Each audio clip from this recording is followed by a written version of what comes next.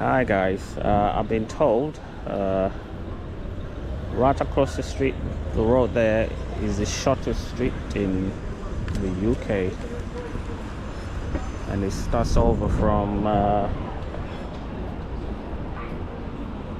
where that bin is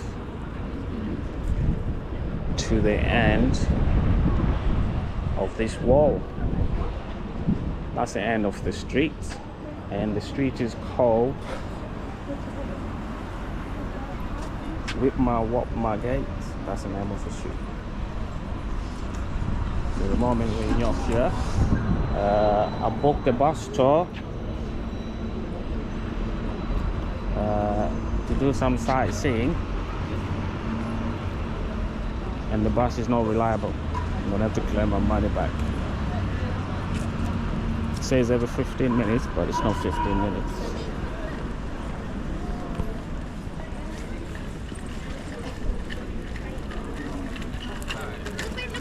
We're going to walk across the Shambles. Actually, before we do that, we're just going to film this pub here. A York gun.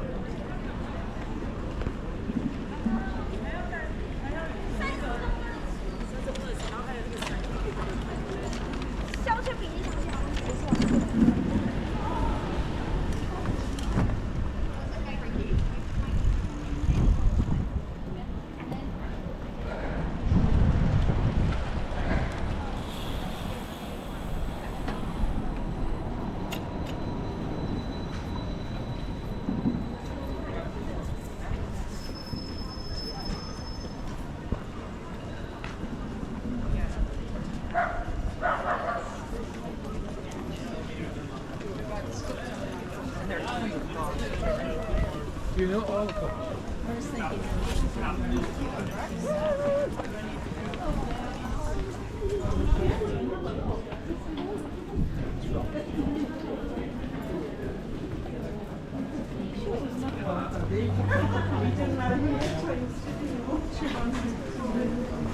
Let's see what's around here. There's a few food outlets. Gonna walk around that way.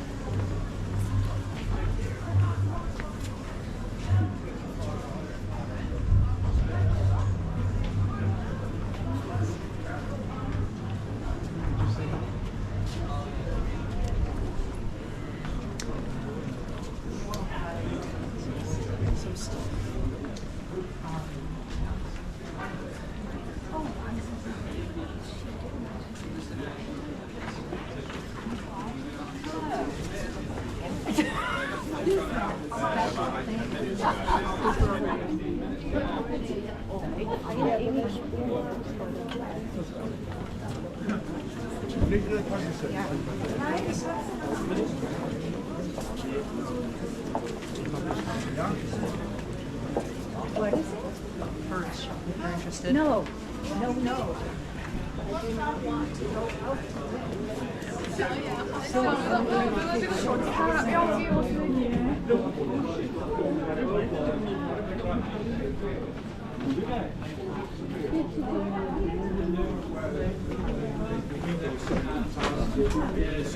Down here, there's some langzaam, die kant op doorheen. Het kan ook niet anders dan wel naar boven naar de auto.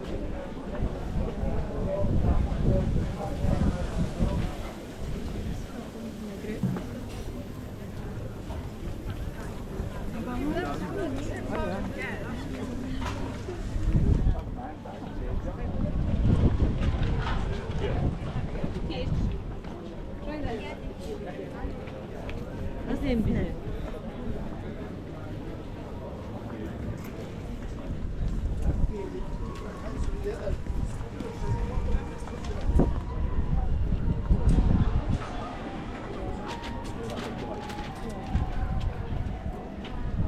Oh.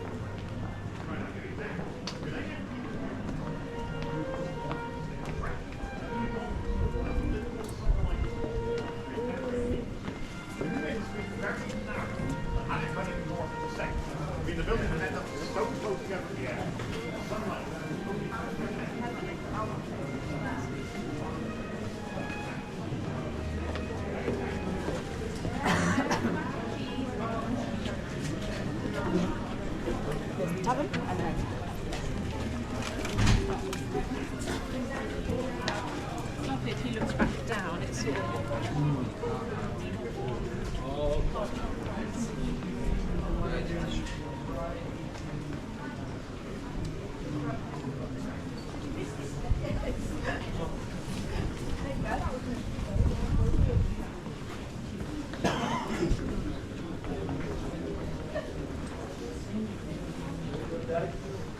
Je comprends pas pourquoi ils sont stylés.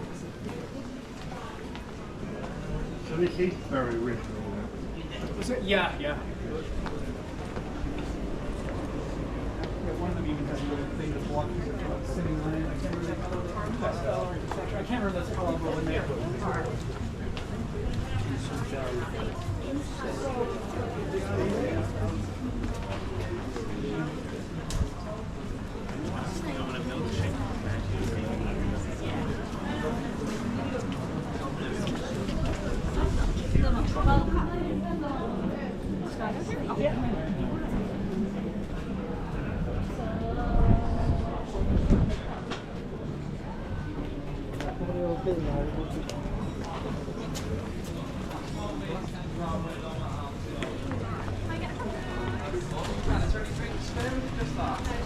lovely stuff. That is just £10.50.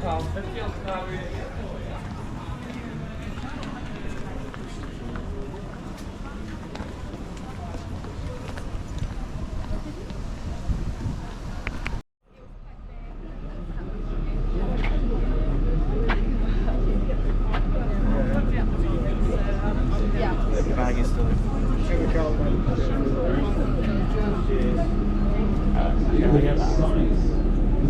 Thank you. That's what they would have described it as in Shakespearean times. Neither a wit nor a what. It's become wit nor what nor gate, and then wit nor what nor gate later on. You'll see the street sign in a moment when we pass the church. Street signs on the low church wall to the right. But we will of course be passing the most famous street in York, the Shambles, and that will be below you on the right, after the church. The cobbled, narrow, medieval street of butchers. So, we'll go slowly for you now. We've got Whittlewatton Gate on the right, we've got the Church of St Crux on the right, and then we've got the Shambles. Unique view of the Shambles from the top deck of the bus as it comes below us on the right now.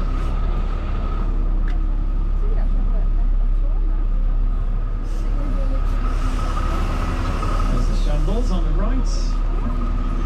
Over on your left is Yorkshire Gin, the lovely Tudor house there. And also on the right hand side of us is the main high street, Parliament Street, where you'll find the tourist information and loads of good things. Looming above us on the right hand side is All Saints Church with all its gargoyles and its massive lantern tower. The next street on the left takes takes you to the Viking Centre and the Coppergate shops.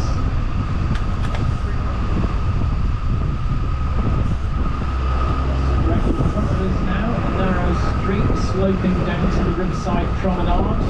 The famous pub that always floods on the news down there. And straight on the left of us takes you to the chocolate cafe called the Cocoa Works. It also takes you to the Vincent van Gogh immersive experience. On the right of us, the Grand Opera House, visited by Charlie Chaplin and Vera Lynn.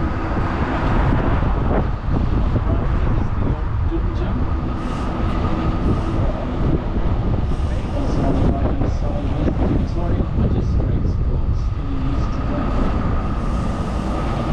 Over on the left, a wonderful view of Clifford's Tower. So this is bus stop number 7, Clifford's Tower. If you want in the city centre, it's your last chance for about half an hour before we go on a big loop out of town to show you some hidden bits of York and bring you back in again later. Lots of more bus stops, but this is the last one in the city centre for a while. So bus stop number 7 for the Castle Museum, the Riverside, the York Dungeon, the Viking Centre.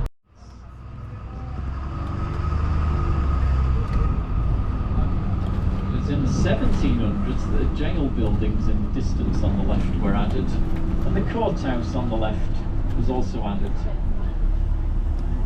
The courthouse on the left is the oldest working courthouse in the country, built in 1777 by an architect who lived in York called John Carr, who worked on Buxton Crescents, as well as stately homes in the region like Harwood House and Newby Hall. Fairfax House in York.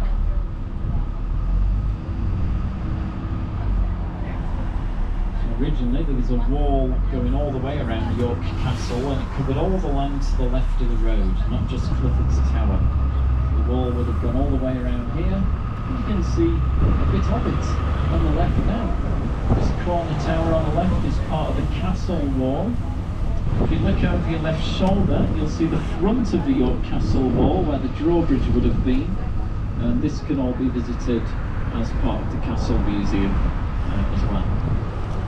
So we've crossed the River Foss, left the castle wall behind, and we're rejoining the city walls. If you ever want to see a 500-year-old toilet chute, today's your lucky day. Look to the right, there's also a vintage Morris Minor going past us. But on the right is the vertical stone shaft, the toilet chute, 500 years old, contents of which would have gone into the moat, not onto the pavement. There used to be a moat around York. So don't use the lid nowadays. Behind this hedgerow on the left is a graveyard. Watch out for low-hanging trees.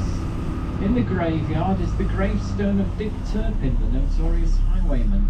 It's the only gravestone that's still standing up. So you'll see it on the left in just a second.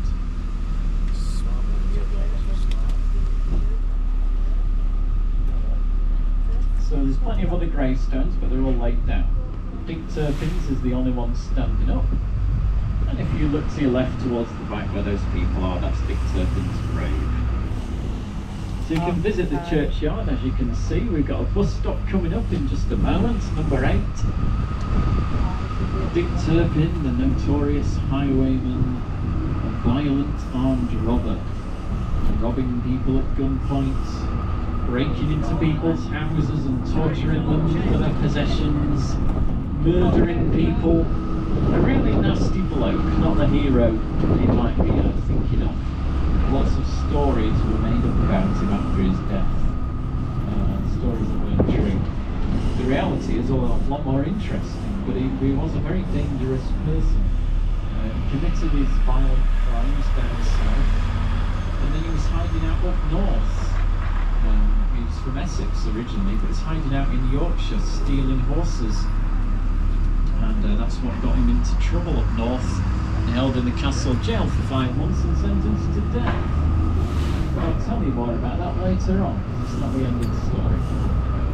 As we head out of town, look to the right, there's There's a 500-year-old house on the right, a medieval house that later became a Victorian guest house. Nowadays is a haunted office.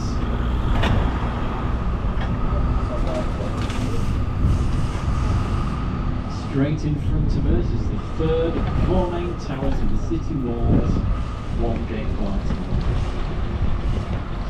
Have a quick swig of my drink and then I'll tell you more about it.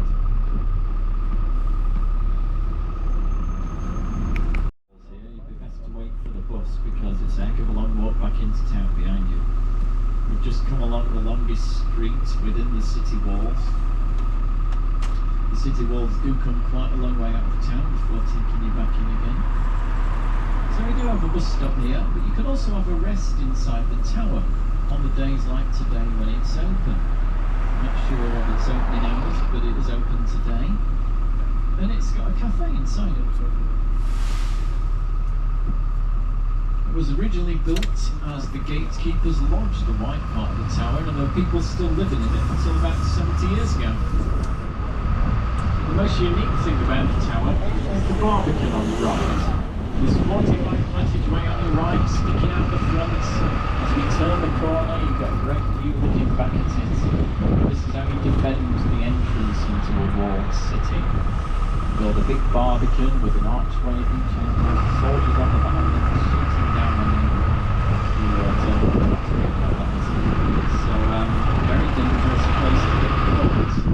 It's the only tower in York that still has a barbican. It's the only one in the country as well. So these city walls were very well defended for hundreds of years. So it wasn't until 1644 that they came under siege. For 3 months during the siege of York, during the Civil War, which led to the Battle of Marston Moor just outside York, the fall of the city shortly afterwards. Barbican Centre where the UK Snooker Championships are broadcast from every year. So if you see that on TV in November, or you've seen it in the past, that's where it is. It's also our biggest indoor concert venue. There's gigs by Adamant and Peter Hook from New Order and Joy Division. And there's a talk by Tim Peake, the astronauts, all sorts of things going on.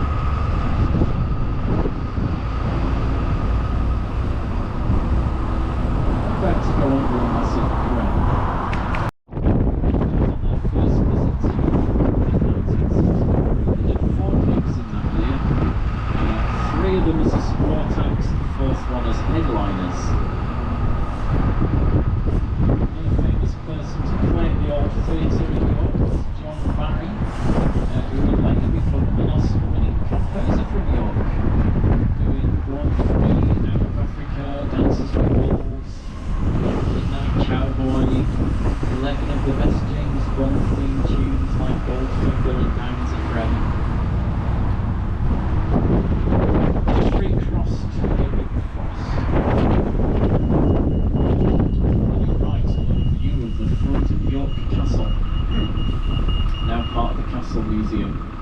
The brick building just the other side of that wall on your right is the building that Victor himself just went. Now the castle. View of Clifford's tower over to the right. We'll leave it behind us. It's got Alpha outside. So we're going to go over the River Eames now, over the bridge. It's wonderful for using both directions. You go slowly over the bridge. Looking towards town on the right there, and looking down slowly to the right. Catch boats up and down the river, and the riverside pubs. A nice stroll on the promenade. On this side of the river, you have to cross the bridge if you're doing the full city wall circuit, because here on the right, the walls continue.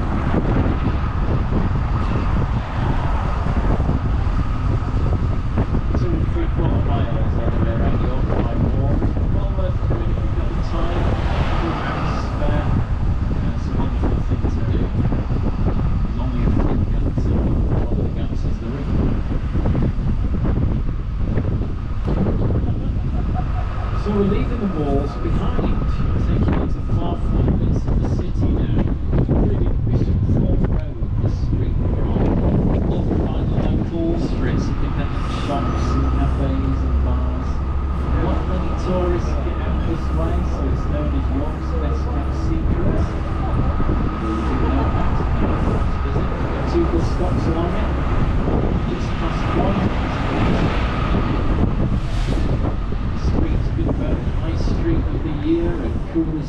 to live in national surveys. Remember, you can hop on and off as much as you like for 24 hours from when you bought your tickets. 3 buses an hour at the moment. Here it's going to be on your left. We just counted up from 70. 76 on your left for those of you at the front, the white windows. Look down the gap on your left where the black door's in the gap. That is another house in that gap on the left. Isn't that amazing? You can book it for your holidays, you know. Comes with a double bed, apparently. Don't know where they put it. On the right of us, a Victorian Methodist church building.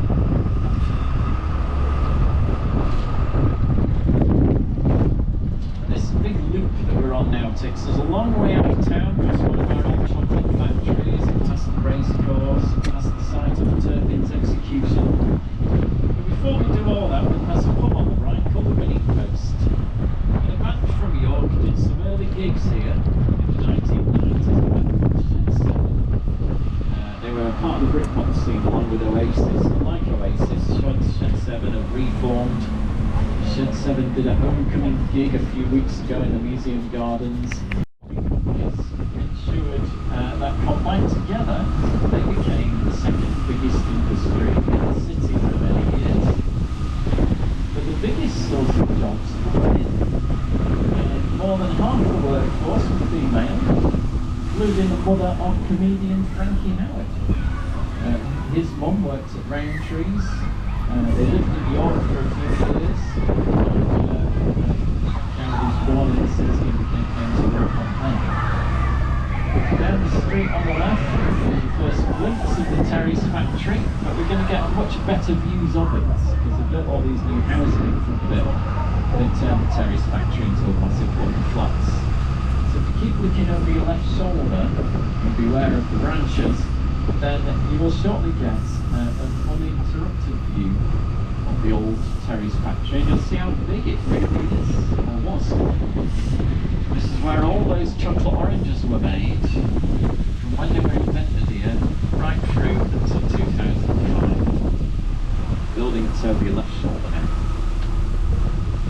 Now you might be able to read the clock. It doesn't have numbers around the dial, it has Terry York written round it instead.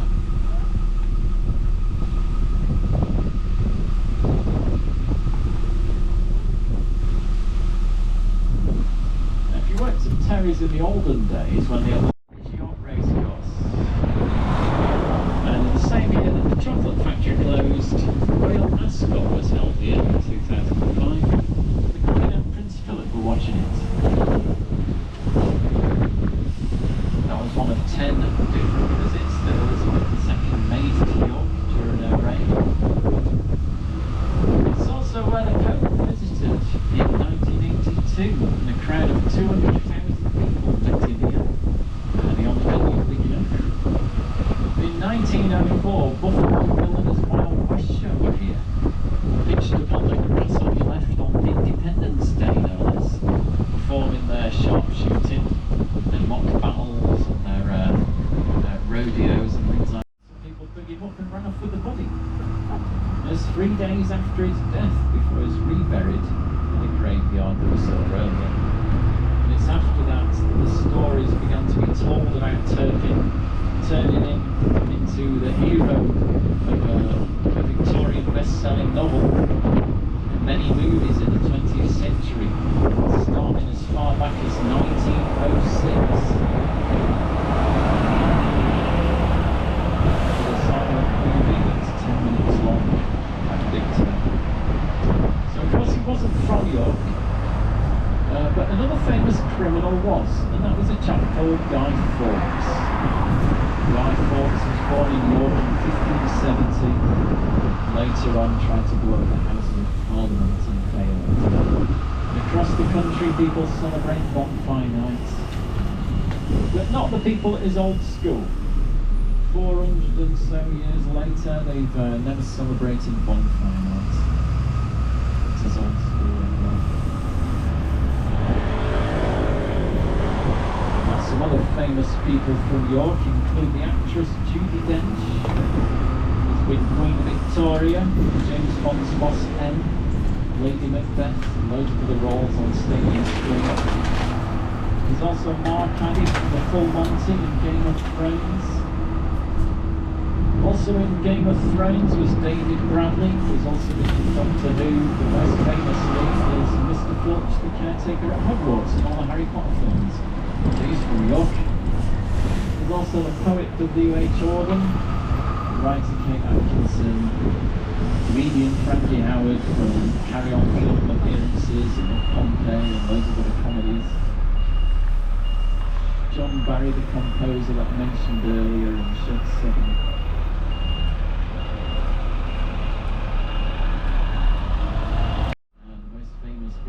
Duke of York during the Wars of the Roses.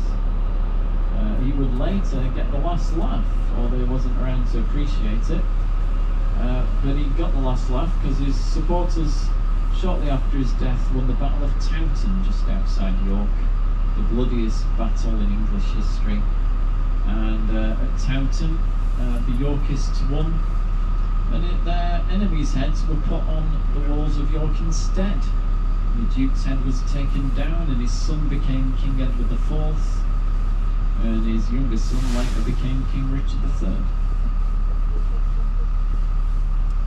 So the Duke of York never became king, but he had the best claim to the throne at the time.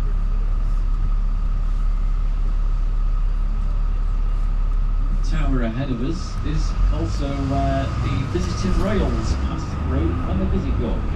Most recently, King Charles III, just a couple of years ago, coming along here. Wasn't on the open top list, but did come along here. On the left of us, a 1930s cinema, one of our newest of our 2000 listed buildings. Still a cinema today. And over on the right hand side of the junction is the Bar Convent Museum, which is a working convent. It's been here for more than 300 years. It was built originally as a secret place of Catholic worship in the days when doing that would get you persecuted and executed. So they worshipped inside the building on the right, and you can visit the secret chapel with its hidden passageways and priest hall. When you go to the museum, and the museum will give you a discount with your bus ticket.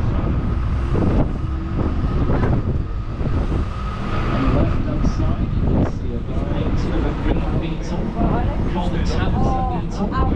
They are very rare, they live on the banks of the River Ouse and hardly anywhere else in the country. I saw some a few weeks ago,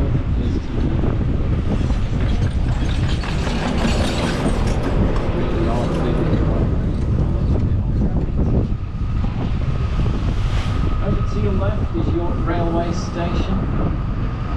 Built in 1877 with the longest curving platform in the country, and at the time it was the biggest railway station in the country as well.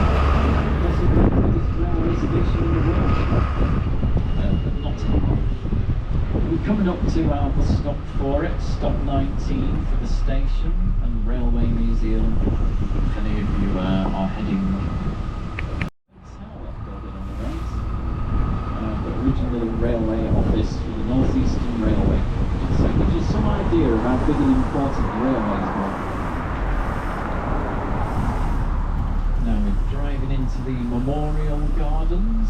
The War Memorial on your right was built by the same chap who did the Cenotaph in London, Sir Edwin Lutyens, in honour of First World War soldiers. And this is bus stop number 20. Straight ahead of us is another way to the Railway Museum, beyond all the traffic lights, through the railway bridge and out the other side. Inside the Railway Museum you'll be able to see things like Mallard, which broke the steam speed world record in the 1930s, and it still holds it today, 126 miles an hour. There's also the Duchess of Hamilton, a beautiful red streamlined engine. There's a replica of Stephenson's rocket, and there's a Japanese bullet train, and there's loads of other things, and it's free to get in.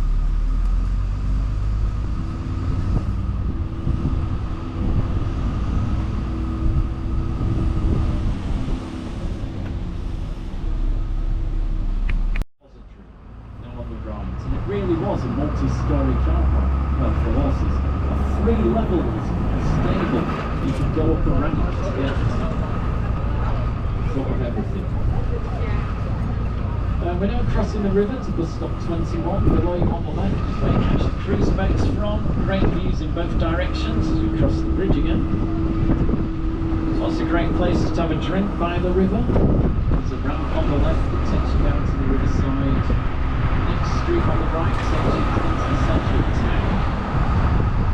And on the left there's the gates to the museum gardens where you find the Yorkshire Museum, but also 3 massive ancient ruins you can explore for free. So inside the museum garden, thanks very much folks, this is bus stop 21 now. York Minster straight in front of us.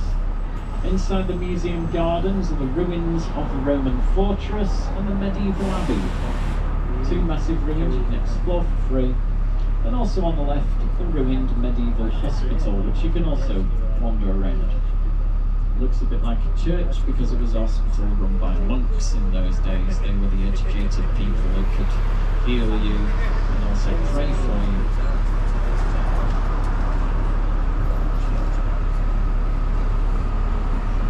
And straight in front of us is York Minster, our most famous building.